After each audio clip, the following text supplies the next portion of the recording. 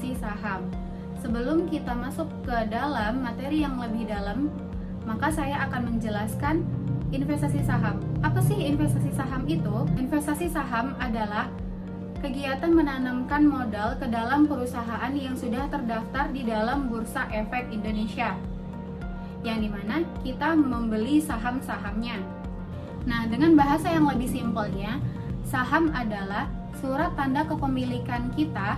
Nah, jika saya membeli saham sebesar 20%, maka 20% dari perusahaan tersebut itu milik saya.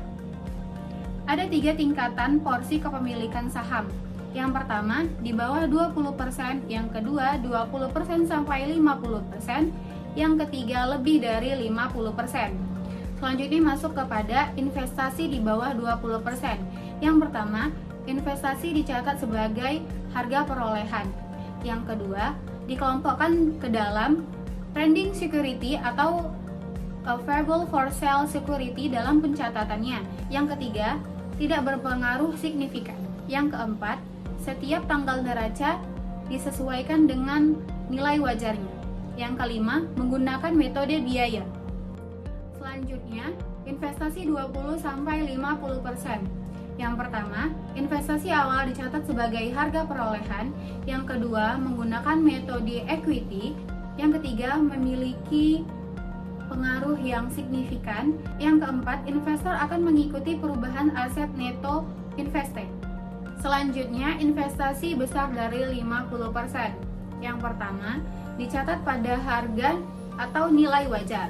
Yang kedua, dikelompokkan kepada nilai trading atau tunduk pada PSAK 50 dan 55. Yang ketiga, menggunakan metode ekuitas. Yang keempat, investor menguasai atau mengendalikan investasi. Yang kelima, investor wajib membuat laporan keuangan konsolidasi dengan investasi. Nah, jadi investasi saham ini bisa menjadi pilihan yang tepat karena dapat memberikan keuntungan yang menarik. Namun, ada risiko yang harus kita pertimbangkan. Apa saja sih risikonya?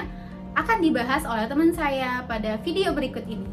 Saham yang dibeli untuk dimiliki sebagai investasi memiliki kelebihan atau keuntungan sebagai berikut.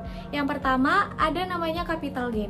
Nah, capital gain ini merupakan keuntungan yang didapat dari selisih harga jual saham yang lebih besar dibandingkan harga sebelumnya. Contohnya, misalkan ada seorang investor membeli saham perusahaan A dengan nilai 1.000 per lembar saham. Kemudian, saham tersebut dijual dengan harga 1.150 per lembar saham. Jadi, selisih harga jual dan harga beli saham ini adalah 150. Nah, selisih dan kelebihan inilah yang disebut dengan capital gain. Yang kedua, ialah mendapatkan dividen. Dividen merupakan keuntungan perusahaan yang dibagikan kepada para pemegang saham sebagai pemilik perusahaan. Pembagian dividen ini biasanya dapat berupa cash dividen ataupun bisa dapat pembagiannya bisa berupa saham, berupa lembar saham atau biasanya disebut dengan share dividen. Nah, ketentuan pembagian besarnya suatu dividen ini biasanya ditentukan dalam rapat umum pemegang saham atau RUPS dalam perusahaan yang bersangkutan. Nah, selain kelebihan dan keuntungan, ada yang namanya kekurangan atau kemungkinan risiko kerugian investasi saham yang akan ditanggung oleh investor ialah sebagai berikut. Yang pertama, capital loss. Capital loss ini merupakan kebalikan dari capital gain, yang dimana capital loss ini merupakan kondisi di mana kerugian yang diakibatkan oleh penurunan atau lebih rendahnya harga jual saham dari harga beli saham. Contohnya, seorang investor membeli saham perusahaan A dengan nilai 1.000 per lembar saham. Kemudian, saham tersebut mengalami penurunan hingga mencapai nilai 900 per lembar saham. Nah, karena investor tersebut takut saham tersebut semakin menurun, maka investor tersebut menjual harga sahamnya dengan harga 900. Nah, sehingga investor tersebut mengalami kerugian sebesar 100 rupiah. Kerugian inilah yang disebut dan yang dinamakan dengan capital loss. Nah, selain capital loss, yang kedua itu adalah tidak mendapatkan dividen. Nah, seperti yang telah kita ketahui bahwa bila perusahaan tersebut mengalami kerugian, maka secara otomatis para perusahaan tidak akan mendapatkan dividen kepada para pemegang saham sebagai pemilik perusahaan. Kemudian yang ketiga yaitu perusahaan dinyatakan bangkrut dan dilikuidasi. Nah, biasanya perusahaan yang sahamnya dimiliki dinyatakan bangkrut oleh pengadilan. Pada kondisi ini biasanya para pemegang saham akan mendapatkan posisi paling rendah, di mana hak klaim dari pemegang saham hanya mendapatkan prioritas terakhir dibanding dengan kreditur atas pemegang obligasi. Nah, setelah seluruh kewajiban dari perusahaan tersebut telah dilunasi, terdapat sisa hasil penjualan aset. Nah, kemudian sisa dari hasilnya inilah yang dibagi secara proporsional kepada seluruh pemegang saham. Nah, yang terakhir itu ada yang namanya saham tersebut di delisting dari bursa. Nah, saham delisting ini merupakan posisi paling terberat bagi para pemegang saham, yang dimana sahamnya akan dikeluarkan dari bursa saham.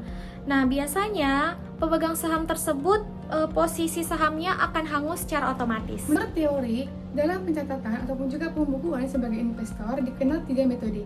Yang pertama ada metode biaya, lalu ada metode nilai wajar, dan yang ketiga ada metode ekuitas. Nah, sebenarnya metode biaya dan juga metode nilai wajar itu hampir sama loh.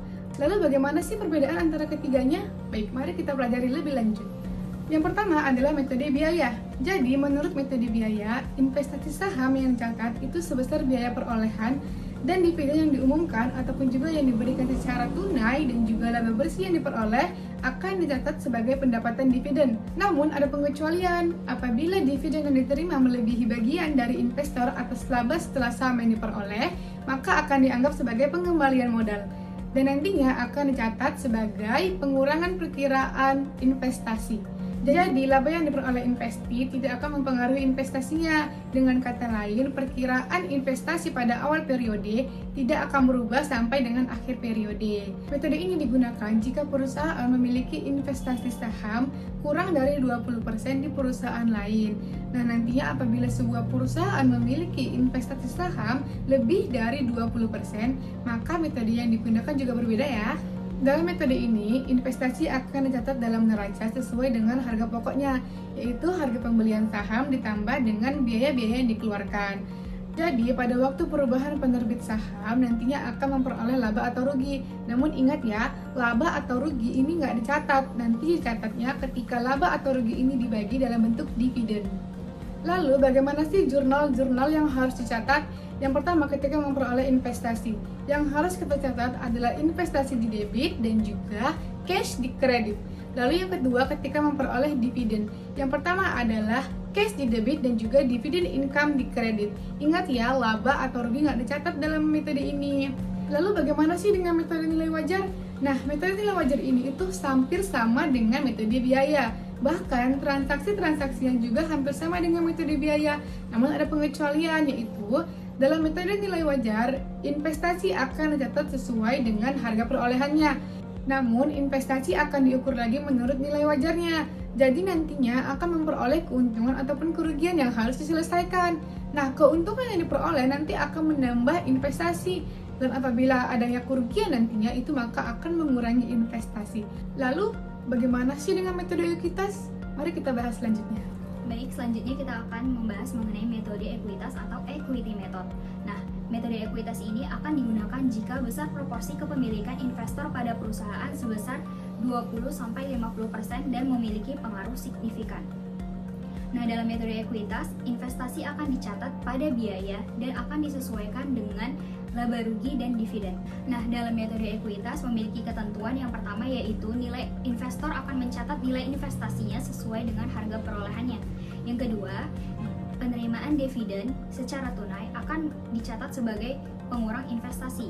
Kemudian yang ketiga, nilai investasi bertambah atau berkurang sesuai dengan kenaikan atau penurunan yang terjadi pada ekuitas perusahaan. Kemudian yang terakhir, metode ekuitas tidak melakukan penyesuaian nilai wajar saham pada akhir periode.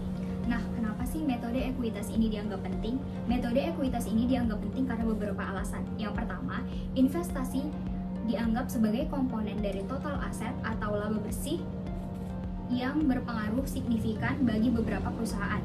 Kemudian yang kedua, metode ekuitas telah digunakan secara luas oleh perusahaan joint ventures dan ekuitas khusus bertujuan lainnya. Nah, yang ketiga, metode ekuitas telah digunakan sebagai pembahasan mengenai pembuatan laporan keuangan konsolidasi pada bab sebelumnya. Baik, kita langsung ke contoh sederhana dari metode ekuitas, yaitu PT Maju membeli 30% saham beredar milik PT Jaya dengan harga 700 juta. PT Maju menggunakan akuntansi metode ekuitas untuk investasi saham PT Jaya. Pada akhir tahun, nilai wajar saham menjadi 780 juta. PT Jaya membayarkan dividen tunai 50 juta dan mengumumkan laba sebesar 90 juta. Maka pencatatan jurnal yang akan dilakukan oleh PT Maju adalah yang pertama itu sesuai dengan ketentuan yang pertama tadi bahwasanya investasi akan dicatat sesuai dengan harga perolehannya. Maka jurnal yang akan dibuat adalah investasi in PT Jaya pada debit dan kas pada kredit, yaitu sebesar 700 juta. Kemudian yang kedua yaitu pengakuan dividen. Nah, pengakuan dividen sendiri tidak lagi dicatat sebagai dividen pada kredit, tetapi dicatat sebagai investasi in PT Jaya sesuai dengan besar proporsi kepemilikan dari investor sesuai dengan dividennya. Maka jurnalnya yaitu 30% dikali dengan dividen yang sebesar 50 juta tadi, maka didapatkan 15 juta. Maka jurnalnya yaitu kas pada debit dan investment in PT Jaya pada kredit sama-sama sebesar 15 juta. Kemudian yang ketiga yaitu perolehan laba. Pencatatan perolehan laba sama yaitu sesuai dengan besar proporsi kepemilikan dan laba yang diumumkan.